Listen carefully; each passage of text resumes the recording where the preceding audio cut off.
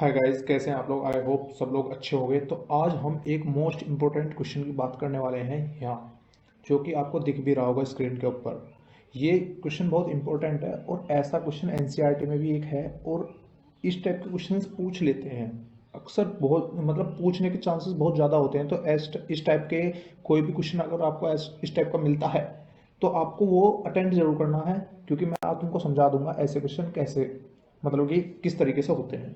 चलिए, अगर मैं बात करूं यहाँ पर इस क्वेश्चन में, तो हमें इस क्वेश्चन में पहले ये देख लीजिए क्या दिया हुआ है। हम पहले क्वेश्चन का मतलब समझ लेते हैं कि tan A plus B equals to √3 and tan A minus B is equals to 1/√3। और जो टेन ए प्लस बी की वैल्यू होगी वो 0 से बड़ी होगी, या फिर 90 के बराबर होगी, या 90 से छोटी होगी। और इसका मतलब है कि ए की जो वैल्यू है वो बी से बड़ी होगी, और फाइंड हमें बताने हैं, फाइंड ए एंड बी, और ए और बी की हमें वैल्यू बतानी है। तो सिंपल पहले लिख लेते हैं, tan A plus B is equals to √3। इसे हम इक्वेशन नंबर फर्स्ट नाम देंगे, और यहाँ पे tan A minus B is equals to 1/√3। इसे हम इक्वेशन नंबर सेकंड नाम देंगे।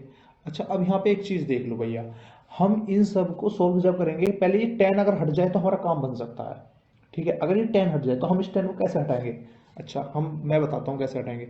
हमको पता है कि टेन, यहाँ पे देखो, टेन 60 डिग्री की वैल्यू जो होती है वो वन बाई रूट वो सॉरी √3 होती है, और टेन 30 की वैल्यू जो होती है वो 1/√3 होती है। अच्छा जी, ये बात पता है। तो अब हम इनकी प्लेस पर इन वैल्यूज को डालेंगे। देखो, tan A plus B is equals to tan 60 degree लिख सकता हूं मैं। हाँ भैया, लिख सकते हैं। अब tan A minus B is equals to tan 30 degree लिख सकता हूं अब। हाँ भैया, लिख सकते हैं। अब भैया देखो, इस टेन से इस टेन को कैंसिल कर दो, और यहाँ पे इस टेन से इस टेन को कैंसिल कर दो। तो हमारे पास क्या वैल्यूज आ जाएंगी, a plus B is equals to 60 degree, और ए माइनस बी, देखो ए माइनस बी, मैं तुम्हें बताता हूँ। ए माइनस बी, वो ले लूँ मैं पेन एक बार। देखो, a minus b equals to 30 degree.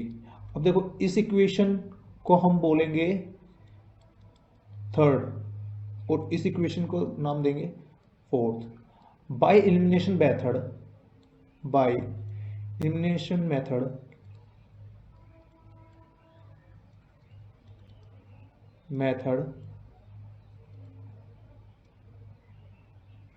ठीक है, देखना अभी।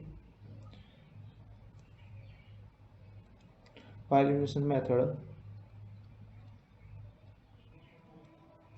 ठीक है, a plus B is equals to 60 degree, और a minus B is equals to 30 degree. Adding both equations, क्या लिखेंगे, एडिंग, इससे पहले एडिंग बोथ इक्वेशंस,